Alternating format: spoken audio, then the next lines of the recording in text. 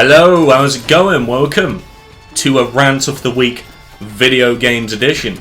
Today I'm going to be voicing my opinion on a certain boss in a video game called The Binding of Isaac. Before I get into the boss, think of this. Dark Souls, if any of you have ever played Dark Souls, you would know it's quite a hard game and takes a lot of skill, but also some trial and error, right? That's no secret. This boss I'm talking about, called Delirium, is how you don't do a boss in a video game. So, I'm going to admit, I have beaten Delirium a few times, so, you know, I've kind of got that on my belt, so I don't have to worry about beating him too many more times.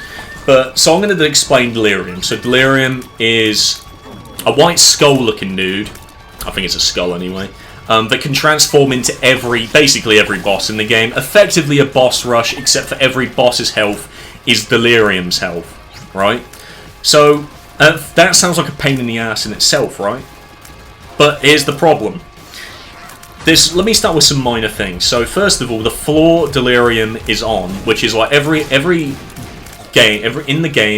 level has like a section. So you have the basement, you have the caves, you have the depths, you have the necropolis, you have like all these other floors, and Delirium is on a floor called the Void. The Void sounds like a cool place, right? Well, it's not. And the reason for that is because it's a completely unoriginal floor level. Literally every room you walk into is a room from another floor, so there's no originality in it. And also Delirium himself, as a boss rush, is not very original, considering there is already a boss rush in the game, which is pretty hard by itself unless you're relatively OP. And now here's the big problem about Delirium. Delirium is a boss that takes 45 minutes to an hour to get to in the first place, because you've already got to fight the second hardest boss in the game to get to him, unless you get lucky and get him for a Mega Satan fight, or the Lamb, or whatever. Yeah, it takes a very long time to get to Delirium, and he is such a punishing boss. If you like, obviously the game is randomly generated, you get randomly generated items, you get randomly generated floors and rooms, and if you get a very terrible set of items throughout the entire game, you get to Delirium and it's basically over, right? You're done.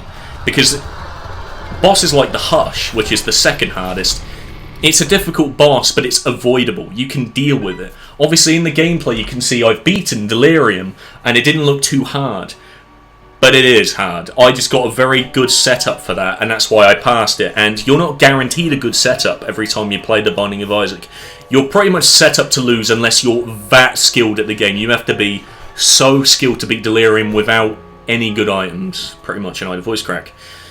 And, God, it's just... Ooh, it's like combining... You're combining an unoriginal idea that has background, I'll admit, with the hardest boss in the game, which doesn't add to anything. I'm aware in Repentance, the newest DLC that's not out for console yet, there is hard bosses, but they're nowhere near on par with Delirium at all. So yeah, that's kind of all I wanted to say about that. And if you play The Binding of Isaac, which I don't think any of my viewers do, but I'm just posting this because I thought I would, voice to me, how do you feel about Delirium, or what do you think is the most annoying boss you have ever been against in a video game? That is your question of the day. Thank you. Goodbye!